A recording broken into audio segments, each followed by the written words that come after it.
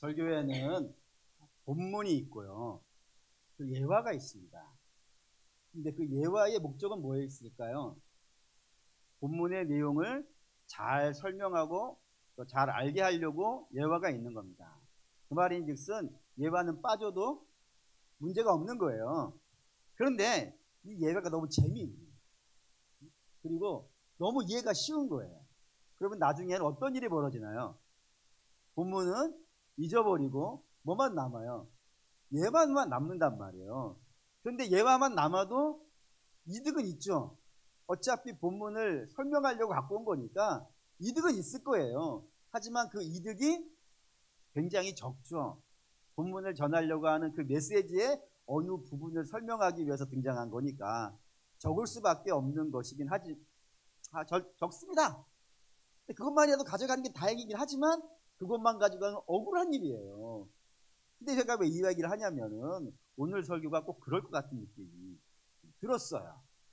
그래가지고 그냥 마치 설교 내용도 아니 성경 본문 내용도 그렇게 되어져 있고 제 설교도 그렇게 되어져 있기 때문에 혹시 여러분들이 예화만 가지고 가면 어떡하는가 하는 생각이 적잖이 듭니다. 하지만 용기를 가지고 한번 해보겠습니다. 끝까지 여러분들이 잘 참고 따라와 주셔가지고 제가 전하려고 하는 메시지를 꼭 가지고 가셔서 100점을 누릴 수 있는 성도들 되시기를 부탁을 드리겠습니다. 근데 오늘 본문 사실 좀 다소 놀라운 이야기로 시작을 해요. 1절 읽을까요? 1절 읽겠습니다. 내 형제들아 너희는 선생된 우리가 더 큰 심판을 받을 줄 알고 선생이 많이 되지 말라 했습니다. 여기 선생 되지 말라. 왜냐하면 선생이 더 어떤 일을 만나니까 더 큰 심판을 만난다 이겁니다. 이게 좀 곤란해졌어요. 뭐가 곤란해졌냐면 그럼 선생 하지 말아야겠죠. 선생님을 안 하면은 학생들은 누구한테 배우겠어요? 못 배울 것 아니에요. 못 배우면 그 학생들이 어떻게 발전하며 어떻게 성장해 가겠어요. 뭐 도태할 수도 없는 것이고 이런 문제가 된단 말입니다. 그런데 오늘 이 본문은 사실 그런 이야기 하려고 이 본문이 여기다 출연한 것은 아닙니다. 오늘 본문이 우리에게 알려주고 싶은 그 선생이라는 것은 이런 겁니다. 선생이라는 것을 약간 좀 빚고 온 거예요.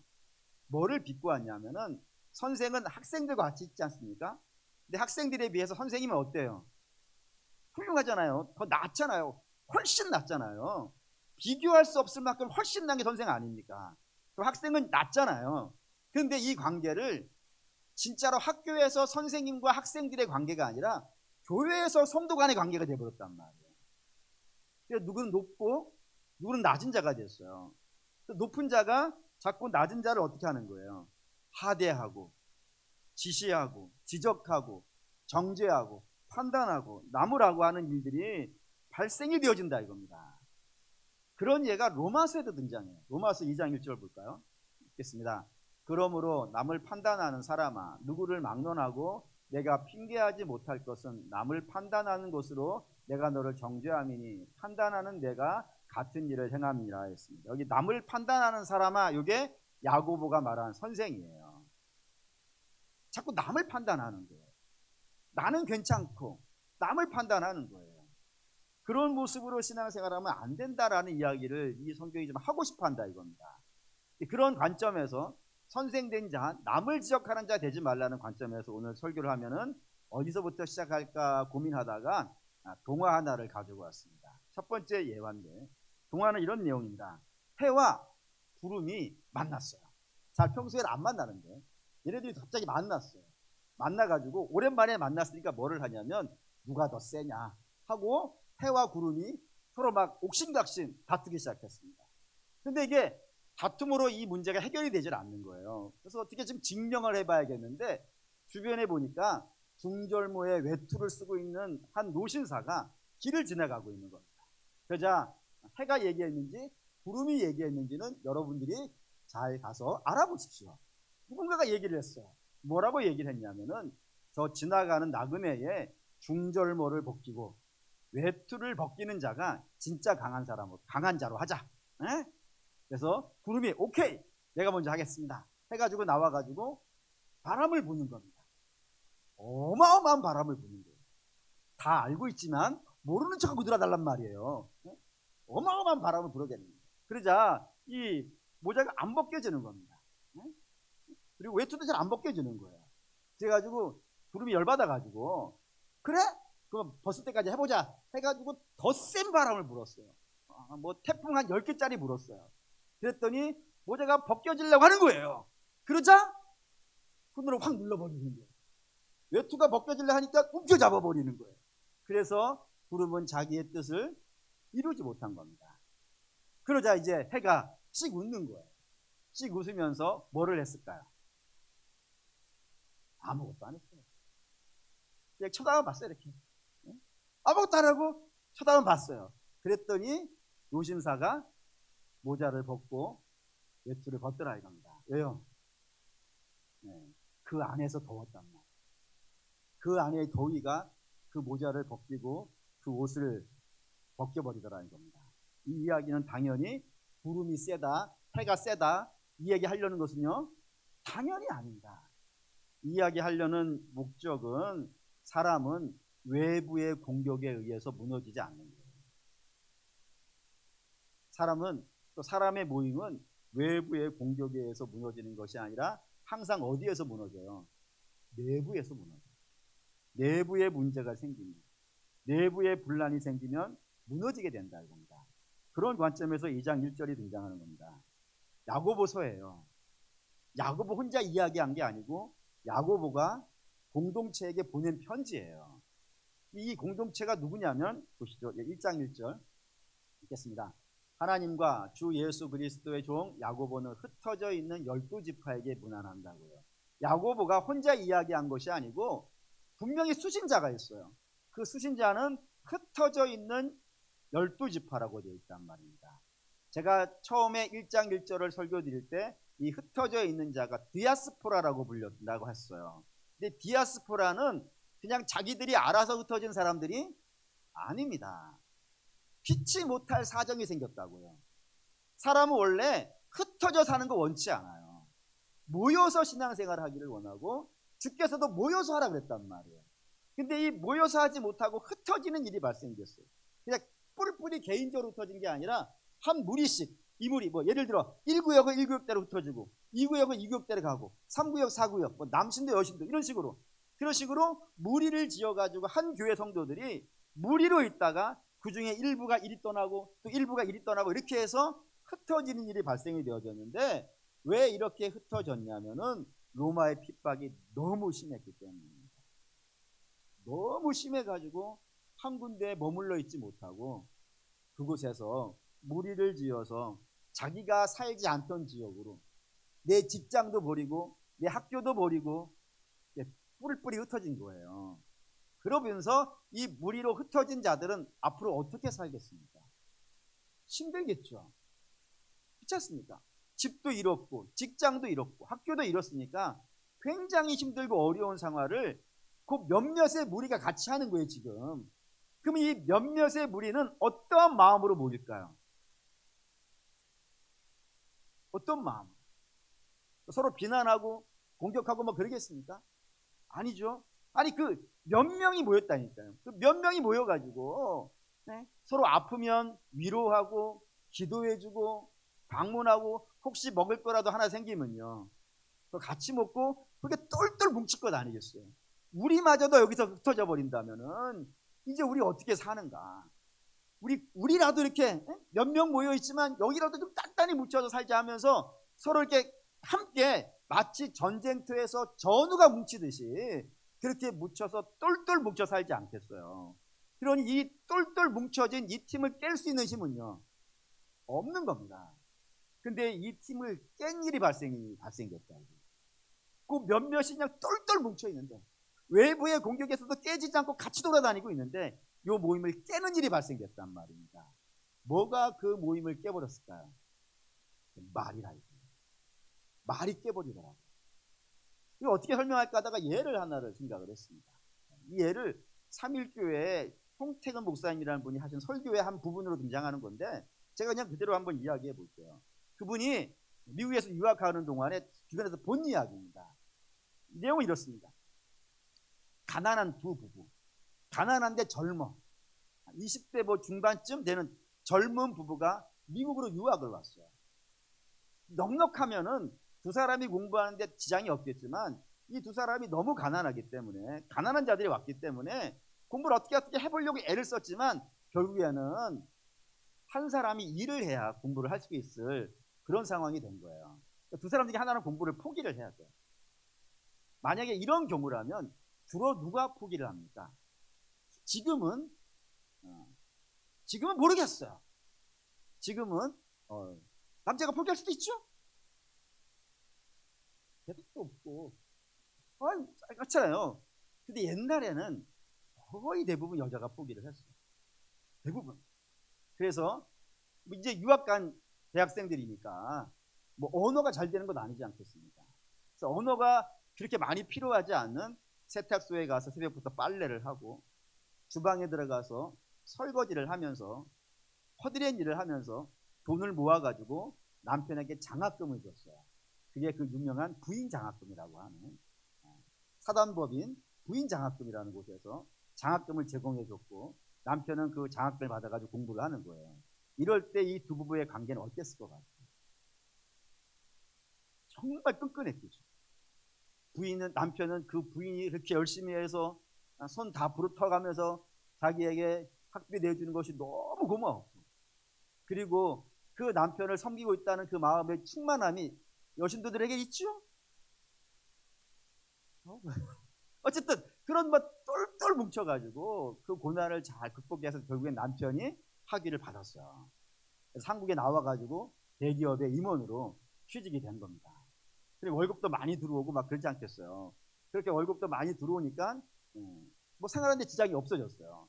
그러던 어느 날 부부들이 잘하는 거 있죠. 뭐를 잘합니까? 싸움. 잘하죠. 안 싸워요? 물론 간혹 가다가 천연기념물 같이 박물관에 계시는 분들이 없지 않아 있는 건 사실이지만, 그래도 부부가 만나가지고 이렇게 싸우는 거는 그냥 뭐 늘 있는 이야기 아니겠어요? 늘 싸우는데 이 싸우다가 갑자기 처음에는 작은 문제로 싸우기 시작했는데 여기 남편이 욱했어요. 욱해가지고 한마디를 탁 던진 거예요.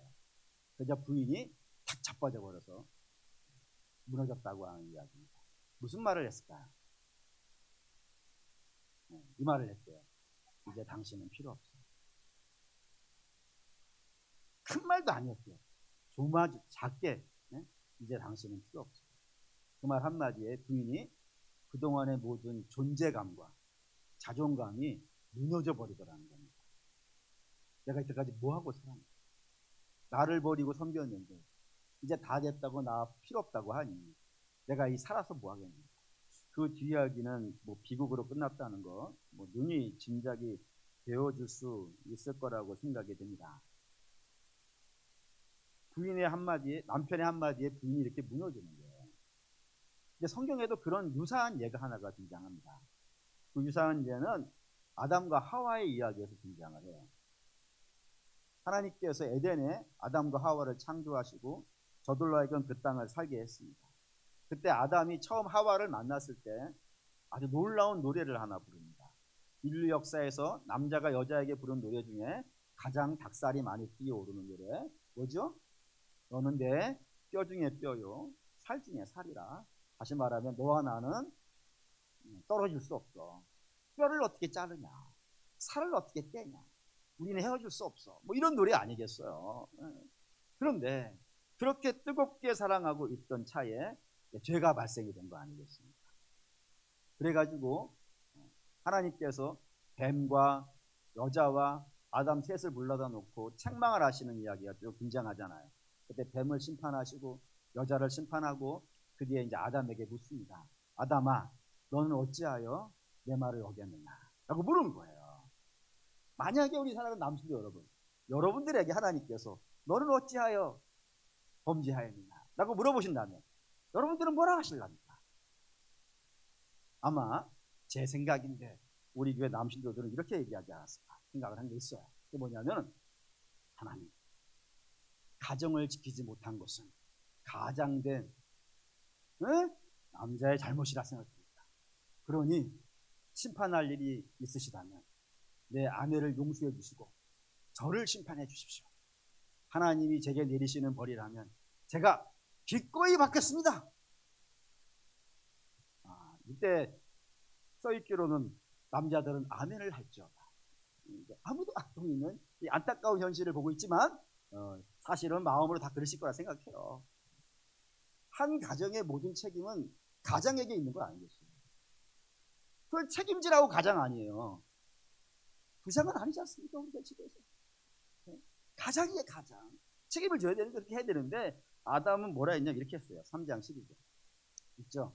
아담이 이르되 하나님 주셔서 나와 함께 있게 한 여자 그가 그 나무 열매를 내게 주므로 내가 먹었나이다. 뭐라 한 거예요? 저 여자 때문입니다. 그 이야기를 옆에서 하와가 듣고 있는 거 아니에요. 저 인간이 어제는 뼈 중에 뼈고 살 중에 살이라 하더만 오늘 좀 문제가 있으니까 나 때문이래. 물론 저 말이 틀린 말이에요, 거짓말이에요? 틀린 말과 거짓말 똑같은 말인가요? 사실이잖아요, 저거. 하와가 준 거 맞잖아요. 근데 그 말을 듣는 부인의 마음은 어떻겠어요? 그 말을 듣고 낳은 자식이 누구예요? 가인이요, 그게. 가인이 나빠요. 가인의 잘못을 남에게 전가하면 안 돼요. 가인이 지은 죄예요. 근데 가인이 지은 죄 앞에 어떤 이야기가 있냐면 부모가 무너지는 이야기가 있고요. 그 부모가 무너지는 이야기 중에 핵심은 남편이 아내를 멸시하는 한마디, 저 여자 때문입니다 라고 하는 그 말 한마디가 그 일에 시작이 되어지는 한 이유가 되었다는 것만큼은 부인할 수 없는 사실이라고요. 그런데 이게 지금 흩어져 있는 그 야고보 공동체에도 발생이 됐다 이겁니다. 2절 보시죠.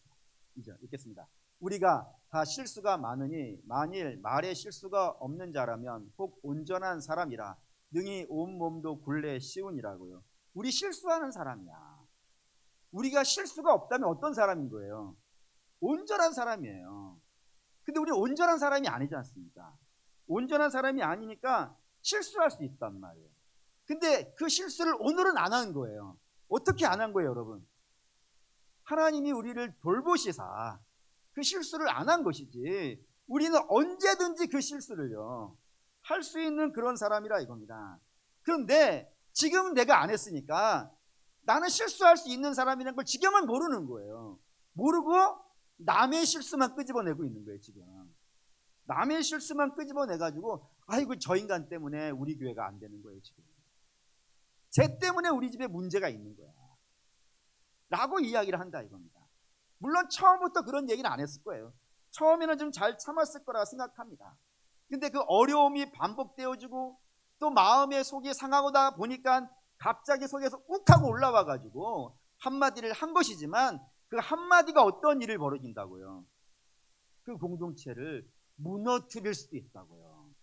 우리 주께서 이런 말씀하신 적이 있어요. 마태복음 12장 25절 한번 볼까요? 읽겠습니다. 예수께서 그들의 생각을 아시고 이르되 스스로 분쟁하는 나라마다 황폐하여질 것이요 스스로 분쟁하는 동네나 집마다 서지 못하리라. 제가 이 문장에서 오늘 주목한 것은 마다예요. 마다. 나라마다, 동네마다 예외는 없는 거예요. 그러니까 사단의 나라이든 교회이든 외부의 공격에서 무너지는 것이 아니라 결국에는 다 어디에서 무너진다고요? 내부에서 무너진다고요. 내부의 분란 때문에 무너진다고요. 근데 그 내부의 분란을 일으키는 방법들이 여러 가지가 있지만 그 중에 가장 대표적인 게 뭐인 거예요? 말 아니냐. 적절치 못한 말 한마디. 함께 고난을 극복해 가고 있는, 함께 이 시대를 살아가고 있는 거라고요. 우리가 서로 중보기도 해주고 서로 격려해주고 서로 붙잡아서 이끌어줘도 여러분 이 시대에 만만치 않아요. 근데 그 만만치 않은데 그 함께 살아가는 동지에게 그 적절치 못한 말 한마디, 시적절하지도 않고 적합하지도 않고 올바르지도 않고 마치 나는 아무 문제 없고 저 사람만 문제 있는 것처럼 대하면서 책망하고 있는 그 말 한마디가 그들을 무너뜨릴 수도 있고요 분란에 빠뜨릴 수도 있다고요. 그럼 이제 질문이 되는 거예요. 목사님, 말이 뭐 그렇게 대단하다고 그 말 한마디에 그렇게 무너질 수 있겠습니까? 라는 질문이 되어지니까 이 야고보가 그 예로 가져온 것이 그 유명한 내용들이에요. 그 예 한번 보시죠. 첫 번째 3절 읽겠습니다. 우리가 말들의 입에 재갈을 물리는 것은 우리에게 순종하게 하려고 그 온몸을 제하는 것이라고 했습니다. 여기 말을 뭘로 비교했냐면은 재갈이라고. 말 입이라고 하면 안 되죠. 입은 사람만 쓰는 거 아니에요. 말은 주둥이에요. 이상하게 생각하지 마세요. 그 주둥이에 채우는 게 재갈이에요. 또 4절도 볼까요? 읽겠습니다. 4절 읽습니다. 또 배를 보라. 그렇게 크고 광풍에 밀려가는 것들을 지극히 작은 키로서 사공의 뜻대로 운행하니라. 배를 움직이는 건 뭐라고요? 작은 키라고요. 공통점이 있어요, 둘에게는. 뭐냐면은 재갈과 키는 말과 배에 비해서는요 너무 작은 거예요. 너무 작은 것인데 그 작은 것이 말을 지배하더라고요. 그리고 작은 것이 배를 지배하더라고요. 그래서 지배해서 저들을 방향을 잡아버린단 말입니다. 방향을. 성경도 이런 이야기 하나 있어요. 민수기 14장 28절 있습니다. 그들에게 이르기를 여호와의 말씀에 내 삶을 두고 맹세하노라. 너희 말이 내 귀에 들린 대로 내가 너희에게 행하리니 했습니다. 주께서 하신 말씀인데 이렇게 되어 있어요. 너희가 한 말이에요. 너희의 말. 그 말이 뭐였냐면 믿음 없는 말이었어요. 우리는 가나안 못 들어가. 우리의 실력으로는 안 돼. 하나님이 우리를 도우신다 하더라도 우리는 안 돼. 라고 하는 그 말 한마디였다고요. 그 말 한마디를 하나님께서 들으시고 그래 그러면 너희가 말한 대로 하겠어. 해가지고 저들을 가나안에서 광야로 돌렸고 그 광야에서 결국에는 몇 년을 사는 거예요. 40년을 사는 거예요. 그 말이 아니었으면 가나안 들어가는 거라고요. 근데 그 말 때문에 가나안 못 들어가고 40년을 헤매게 됐던 것이란 말입니다. 그러니까 저들이 방향을 뭘로 잡아버린 거예요, 하나님께서. 저들이 한 말로 잡아버렸다고요. 더 가볼까요? 5절 6절 읽겠습니다. 이와 같이 혀도 작은 지체로 돼 큰 것을 자랑하도다. 보라 얼마나 작은 불이 얼마나 많은 나무를 태우는가. 혀는 곧 불이요 불의의 세계라. 혀는 우리 지체 중에서 온몸을 더럽히고 삶의 수레바퀴를 불사르나니 그 사르는 것이 지옥불에서 나느니라 했습니다. 말은 불이라고요. 불이기 때문에 온 산을 태워버린다 이겁니다. 그런데 그 온 산을 태워버리는 불이 많은 말이 필요한 게 아닌 거예요. 큰 산을 태우는 게 큰 불이 필요한 게 아니라고요. 큰 산도 뭘로 태울 수 있는 거예요? 작은 불로 태워버려요. 작은 말 한마디가 온 산을 다 태워버릴 수 있는 힘이 있더라 이겁니다. 8절도 볼까요? 8절 혀는 능히 길들일 사람이 없나니 쉬지 아니하는 악이요 죽이는 독이 가득한 것이라고. 심지어는 그 입이 말이 죽이는 독이 된다고요.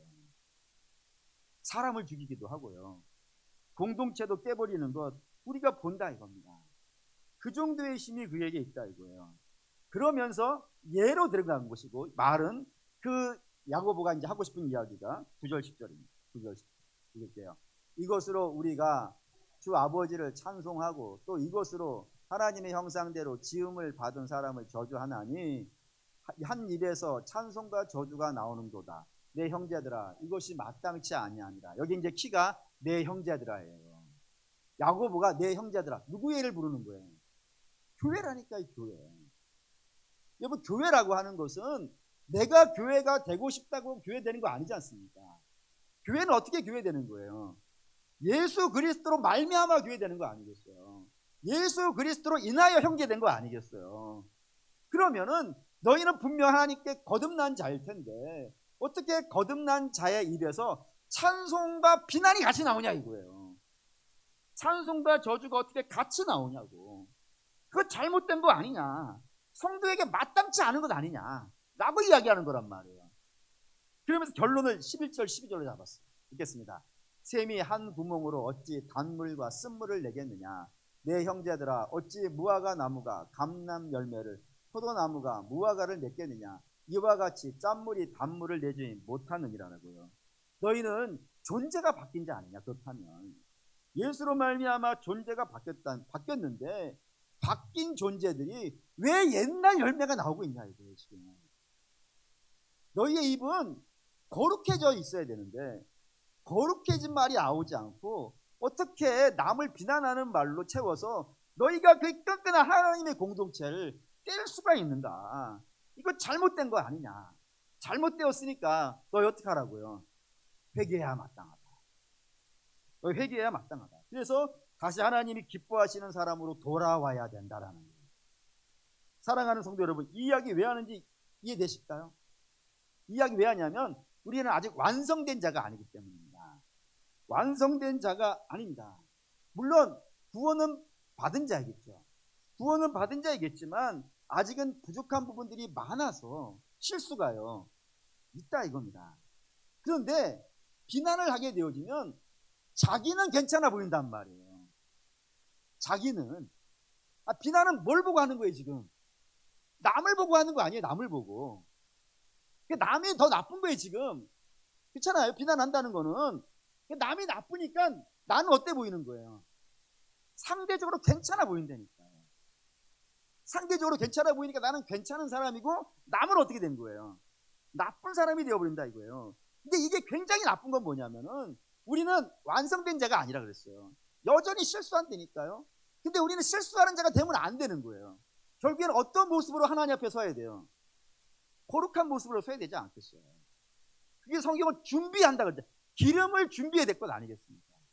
기름을 준비하면서 살아야 되는데 아니 자기는 보지 못하고 남만 보고 있다니까요.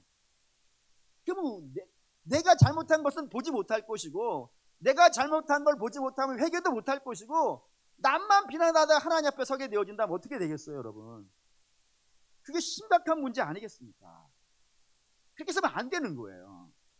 그 성도는 남을 비난하기에 앞서서 항상 뭐부터 봐야 되는 거예요? 자기를 봐야 돼요. 내가 어떤 사람인지. 근데 내가 어떠한 사람인지는 뭘로 보라고요?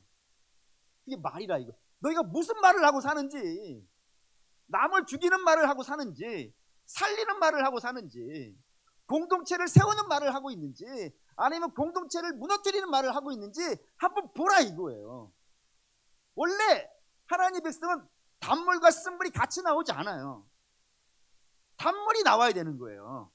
근데 쓴물이 나오고 있단 말입니다. 지금 쓴물이 나오고 있는 거예요. 그러면 우리는 쓴물을 단물로 못 바꾸는 거 아니겠습니까? 그럼 어떻게 바꿔요? 이거 성경에 이런 이야기가 등장해요. 이스라엘이 출애굽을 했습니다. 출애굽을 해서 광야를 지나가고 있는 중에 목이 너무 마르던 차에 눈앞에 물이 펼쳐져 있는 거예요.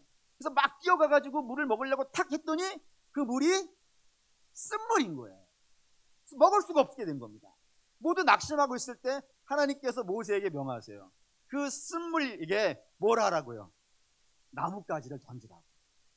근데 나뭇가지가 쓴물에 딱 떨어지니까 그 쓴물이 뭐가 되는 거예요? 단물이 됐다고 했어요. 그러면 그 나뭇가지가 다른 건 아무것도 안 했다니까요. 나뭇가지가 그냥 쓴물에 들어간 거예요. 근데 단물로 바뀌었단 말입니다. 그러니까 나무 때문인 거예요. 그걸 우리가 뭐라고 이해할까요, 여러분? 우리 십자가로 본다 이거예요.